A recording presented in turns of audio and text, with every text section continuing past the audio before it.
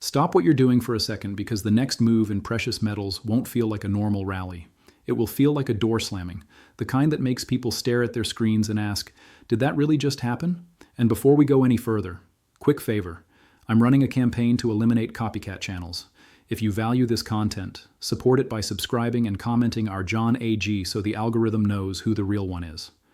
Right now, as I'm recording this, it's Friday, January 23rd, 2026, and the exact time is 10:15 a.m.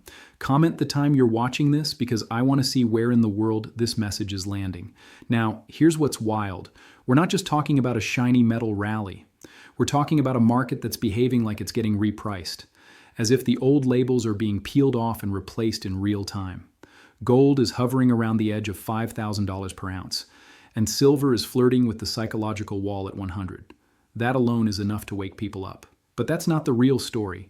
The real story is what's happening underneath the surface, inside the plumbing of the financial system, where the pressure builds quietly, then suddenly the pipe bursts and everybody pretends they didn't smell the gas 5 minutes earlier.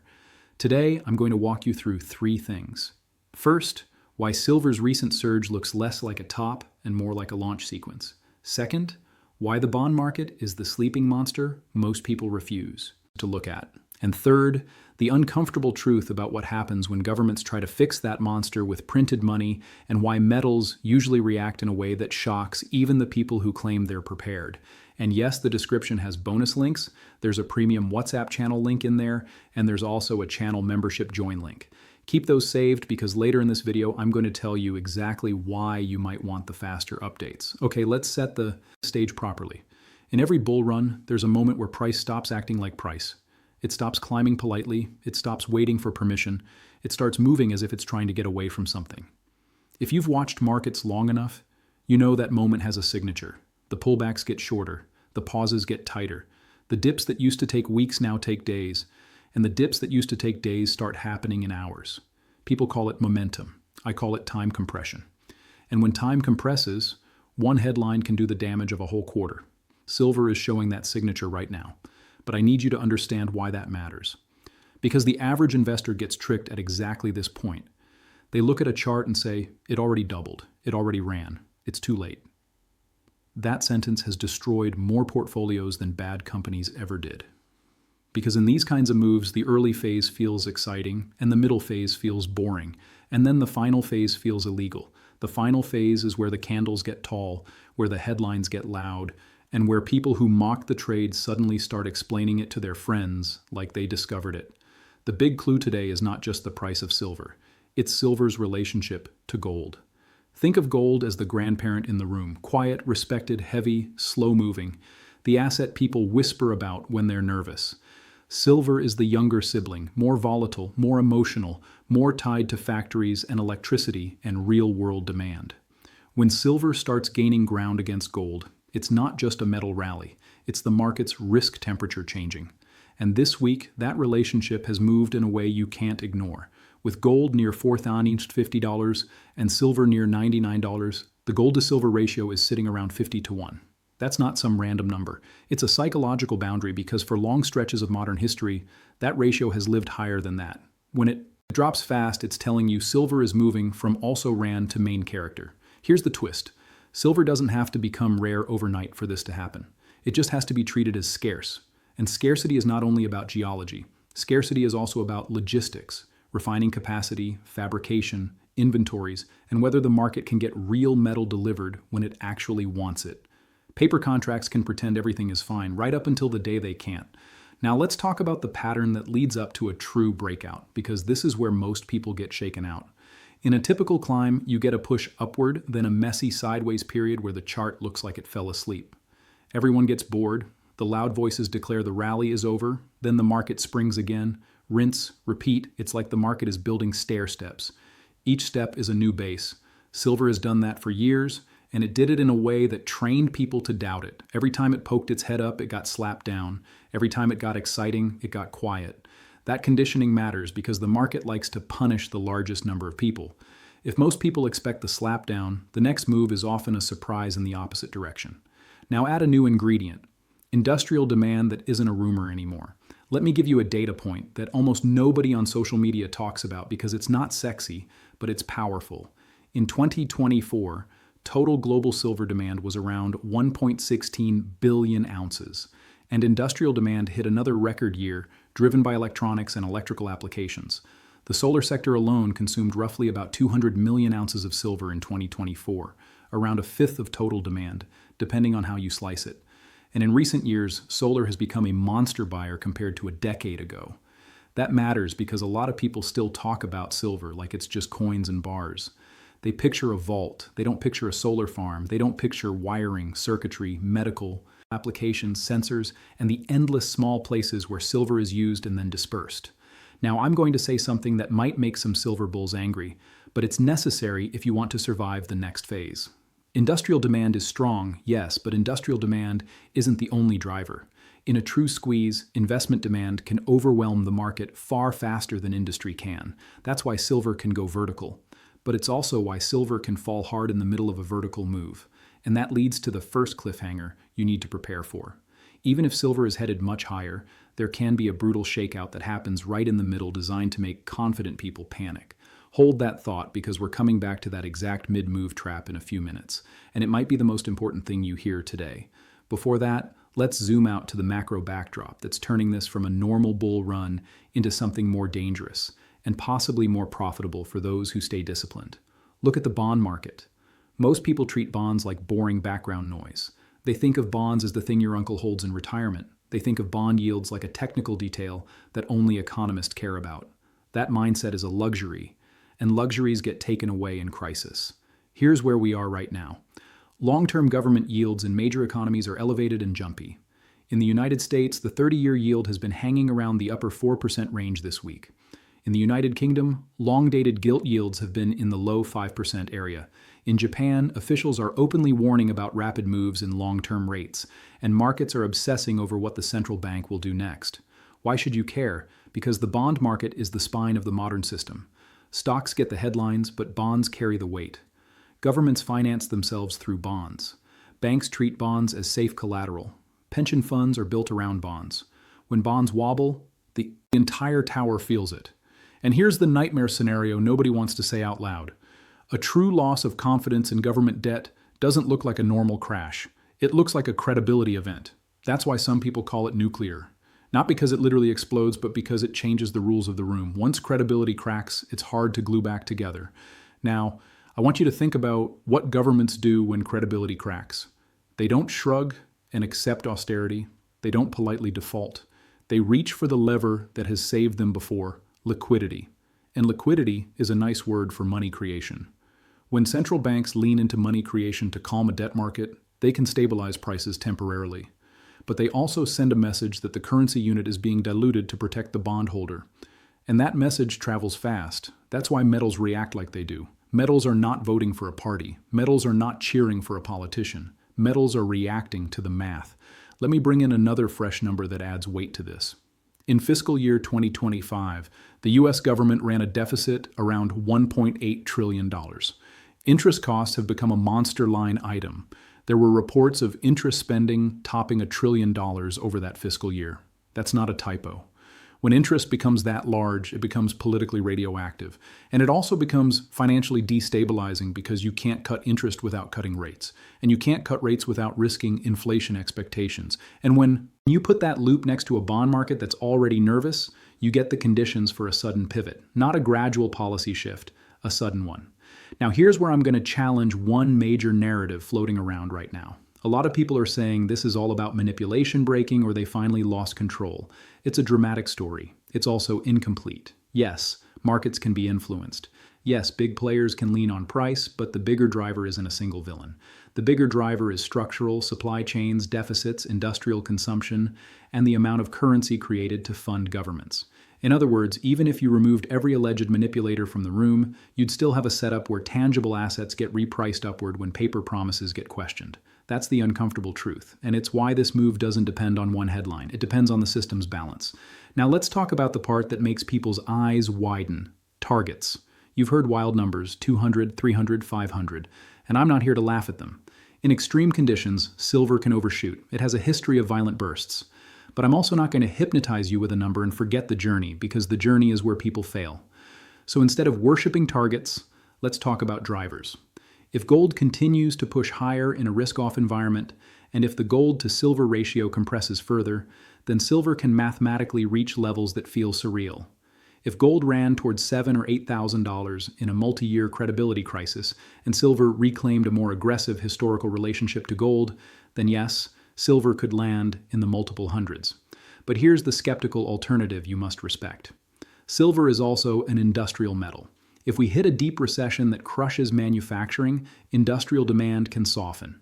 And if solar manufacturers reduce silver content per panel faster than demand grows, that can dampen the tightness at the margin.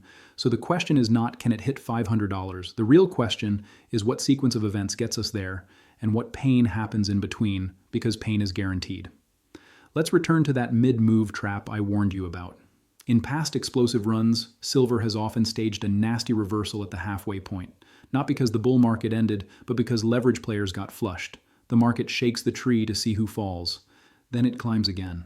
So if you're watching silver rip higher and you're thinking, I'll just wait for the pullback, be careful.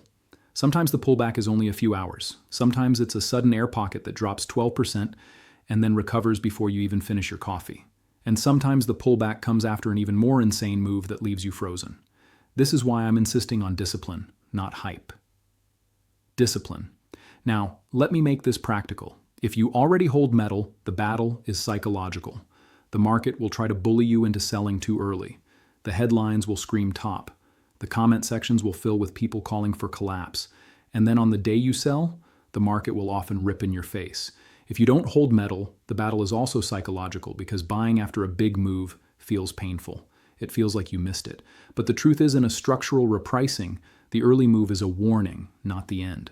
So what should you watch? Watch the bond market. Watch currency volatility. Watch the pace of central bank reserve behavior. And watch the gold to silver ratio like it's a heartbeat monitor. For example, central banks were still accumulating large amounts of gold in 2025, with quarterly purchases staying elevated in the hundreds of tons range in at least one quarter. That's not retail panic. That's institutional hedging. And those institutions don't hedge for fun. They hedge because they see instability coming. And here's the part that makes this even more explosive. The public is still late. Most people are not positioned. Most people are not even paying attention. They're busy arguing about the latest headline while the core mechanics shift underneath them. When the public finally wakes up, it won't be a gentle transition. It'll be a stampede, and stampedes don't wait for you to put your shoes on. Now, quick pause because this is where I want you to use those links I mentioned earlier. The description includes bonus links, including a premium WhatsApp channel link for faster alerts and a channel membership join link. And yes, we do offer members-only videos. Those are produced by a separate team that goes deeper and does more research. And those videos are only for premium members. I keep these inserts short because I respect your time. But if you want the extra layer, it's there. All right, back to the story, because we're about to connect two dots most people never connect. Bond stress and metal upside are not separate stories. They're the same story told in two different languages. In bond language, the story is yields rise, prices fall, auctions get shaky, volatility spikes, and policymakers start talking about operations and stability. In metal language, the story is confidence fades, currency units get questioned, and the store of value assets get bid like lifeboats. You can see it in the behavior of the dollar too. When the dollar weakens even modestly, it adds fuel to metals. But the deeper issue is not a single week's currency move. The deeper issue is trust. And trust is not built with press conferences. Trust is built with restraint. So what happens when restraint disappears? That's when the market starts repricing everything at once. Not just metals, real assets, energy, land, commodities, the stuff that can't be printed. And speaking of commodities, let's talk about another piece of this puzzle that's quietly setting up. Energy. A lot of analysts love to predict oil down to some dramatic number. They love to say demand collapses. They love to say over up. And sometimes they're right for a while. But there's a reason energy matters in this narrative. Energy is the tax on everything. When energy rises, it raises the cost of production, transport, food, materials, and ultimately living. That's when people feel inflation in their bones, not in a spreadsheet. If oil catches a bid while metals are already running, it becomes a second wave of psychological pressure on the public. People don't panic because they saw a chart. They panic when they see the gas pump spinning too fast. Now, I'm not here to promise you a specific oil price. I'm telling you to watch the possibility of an upside surprise. Because in a world where money is being created to keep debt markets calm, commodities tend to get repriced upward as the currency unit loses real purchasing power. And that brings us to another trap, the distraction trap. In every cycle, the public gets distracted by the shiny debate of the month. Tariffs, elections, trade disputes, a crisis here, a headline there. Those things matter, but they're often surface waves. The deeper current is the same, debt and currency. If the debt pile keeps growing and servicing costs keep rising, policymakers will choose the path of least immediate pain, which usually means inflationary policy. They won't call it inflation. They'll call it support or stability or growth. But the outcome is the same. Your currency buys less over time. That's why metals can move even when the public thinks nothing is happening. Something is happening. It's happening in the arithmetic of the system. Now, I want to ask you a question, and I want you to answer it in the comments. If silver breaks above $100 and then pulls back sharply, would you see that as a warning or as an opportunity? Tell me your honest answer, because your mindset matters more than your prediction. And here's another one. Do you think the bond market is the real story, or do you think the stock market is still the main driver? Comment that too, because I read these and it helps me shape what I cover next. Now, we need to address something that's going to be controversial, but again, it's necessary. Alternatives. In the last few years, a lot of people treated digital assets like the new safe haven. Some made money, some got wrecked, and the marketing around it got loud. But in a credibility crisis, the crowd tends to return to what has survived credibility crises before. Not because it's trendy, but because it's tested. That doesn't mean every alternative asset goes to zero. It means the hierarchy shifts. In panic, liquidity and history matter. That's why gold tends to lead. That's why silver can then sprint. And that's why a sudden shift in sentiment can turn a calm market into a feeding frenzy. Here's the most important part. This can happen faster than you think. People assume markets move in years. Sometimes they do. But when confidence breaks, markets move in days. The timeline collapses. That's when people beg for entry and get none. And that's why I'm telling you to prepare for speed. Now, I promised you fresh information that isn't just recycling what you've already heard.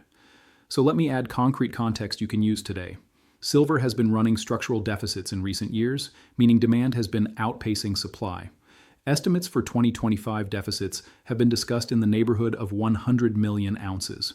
Whether the exact figure ends up higher or lower, the core point is this. Deficits don't have to be massive to matter. They only have to exist consistently because inventories are not infinite and the supply side isn't a simple switch. A huge portion of silver production comes as a byproduct of mining other metals. That means you don't just mine more silver because silver got expensive. You often mine more copper, lead, zinc, and then you get more silver along the way. So the response time to higher prices can be slow, especially if other metal markets are not expanding production at the same pace. So if you're waiting for supply to rush in, understand the supply mechanism. It's not a faucet you turn, it's a chain you have to build. Now layer that on to industrial demand tied to electrification and the energy transition. Even with thrifting, reducing silver loadings per solar cell, installations can grow fast enough that total consumption still rises. That's why you can see a world where manufacturers try to use less silver per unit, but still end up consuming a massive total volume because the number of units explodes. That's the Tugov War. And in a squeeze, Tugov War turns into a snap. Now let's bring it back to the psychological timeline because this is where high retention comes from, knowing what happens next. Here's what I think is most likely in the near term based on how these markets behave during credibility shocks. Phase 1, metals keep grinding higher with pullbacks that feel annoying but manageable. The public calls it a bubble. The professionals quietly accumulate or hedge. Phase 2, a catalyst in the debt market, currency. Market or geopolitical arena accelerates the move. Silver begins to outperform dramatically. The ratio compresses further.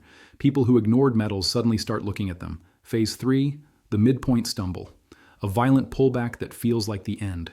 Headlines scream collapse. Weak hands dump. Strong hands absorb. Phase 4, the blow-off advance. This is where prices do things that feel unrealistic. This is where the late crowd arrives. This is where you see days that look like a whole month condensed into a candle.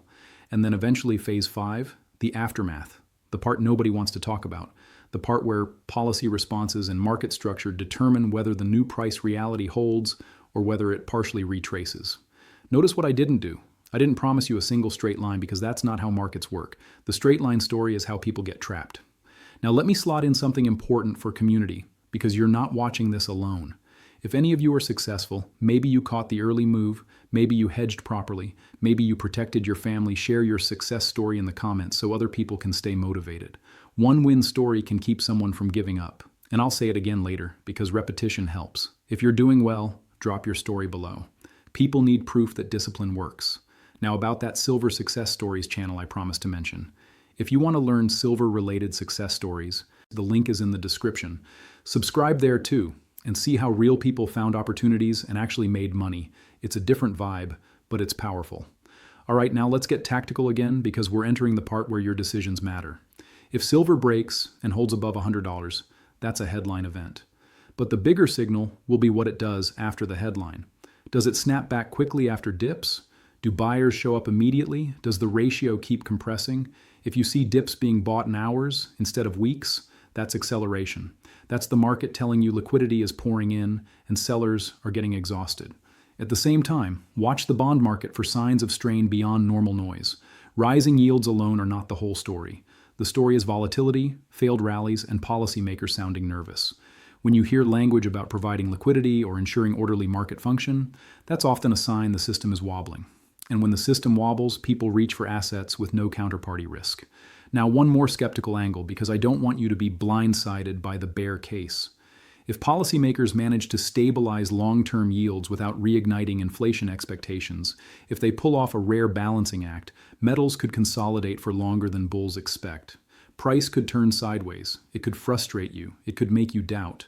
And that's exactly why I keep talking about time compression and psychology, because sideways markets are where conviction dies. And conviction dying is the fuel for the next leg higher. So don't confuse boredom with failure. In fact, boredom is often the incubator for the next surge. Now let's talk about what a real reset looks like in plain language. A reset doesn't need an official announcement. A reset can happen in your living costs, your purchasing power, and the way assets are priced. If the currency unit is diluted enough over time, assets get repriced to reflect that. The public calls it a boom. In reality, it's a measurement problem. When your measuring stick shrinks, everything measured looks bigger. That's why an ounce of gold buying power can remain stubbornly strong across decades, while the paper notes get thinner in real terms. So when you see gold near $5,000 and silver near $100, don't just think expensive. Ask expensive in what? Expensive compared to what unit? If that unit is being diluted, the metal isn't necessarily the thing changing the most. Now, the most viral part of this entire conversation is what happens if we get a genuine bond panic. If confidence in long-term government debt breaks, policymakers will almost certainly respond with support. That support may be rate cuts, direct buying, new facilities, or something dressed up with a fancy acronym, but the effect is usually the same.